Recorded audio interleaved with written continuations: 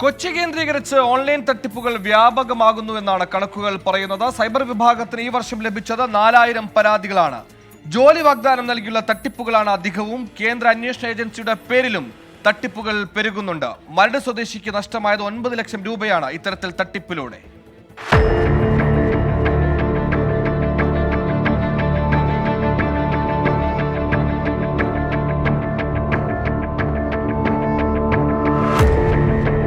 കൊച്ചിയിൽ ഓൺലൈൻ തട്ടിപ്പ് സംഘം പിടിമുറുക്കുകയാണ്. മുൻവർഷങ്ങളെക്കാൾ 40% വർധനവാണ് ഇത്തവണ കേസുകളിൽ. ജോലി വാഗ്ദാനം ചെയ്തുള്ള തട്ടിപ്പുകളാണ് അധികവും.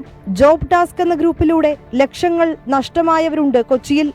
ജോലി ആവശ്യമുള്ളവർക്കായി ചില ടാസ്കുകൾ ആദ്യം നൽകും. പൂർത്തിയാക്കിയാൽ നിശ്ചിത തുക ലഭിക്കും.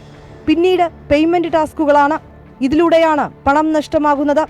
കേന്ദ്ര അന്വേഷണ ഏജൻസികളുടെ പേരിലും തട്ടിപ്പുകൾ നടക്കുന്നുണ്ട്. അനധികൃതമായി തുക അക്കൗണ്ടിലേക്ക് എത്തിയെന്നും വെരിഫിക്കേഷൻ നടത്തണമെന്നും ആവശ്യപ്പെട്ടാണ് തട്ടിപ്പ്. അന്വേഷണ ഏജൻസികളുടെ യൂണിഫോം ധരിച്ച് ഉദ്യോഗസ്ഥർ എന്ന വ്യാജേന തട്ടിപ്പുകാർ വീഡിയോ കോളിലെത്തും. വീട്ടിൽ അറസ്റ്റിലാണെന്നും അക്കൗണ്ട് വിവരങ്ങൾ നൽകണമെന്നും ആവശ്യപ്പെടും. മരട് സ്വദേശിക്ക് ഇങ്ങനെ നഷ്ടമായത് 9 ലക്ഷം രൂപ. വിപണന, വിവാഹ ഓൺലൈൻ സൈറ്റുകളുടെ പേരിലും തട്ടിപ്പ് നടക്കുന്നുണ്ട്. ഡൽഹി, ഹരിയാന, ഉത്തർപ്രദേശ് എന്നിവിടങ്ങളിൽ നിന്നുള്ള സംഘങ്ങളാണ് ഈ തട്ടിപ്പുകൾക്ക് പിന്നിൽ. സ്വയം ജാഗ്രത പുലർത്തുകയല്ലാതെ ഈ ഓൺലൈൻ കെണിയിൽ നിന്ന് രക്ഷ നേടാൻ മറ്റു വഴികളില്ല. വിനീത VG, 24 കൊച്ചി. 24 അഞ്ചിന്റെ വജ്രത്തിളക്കം.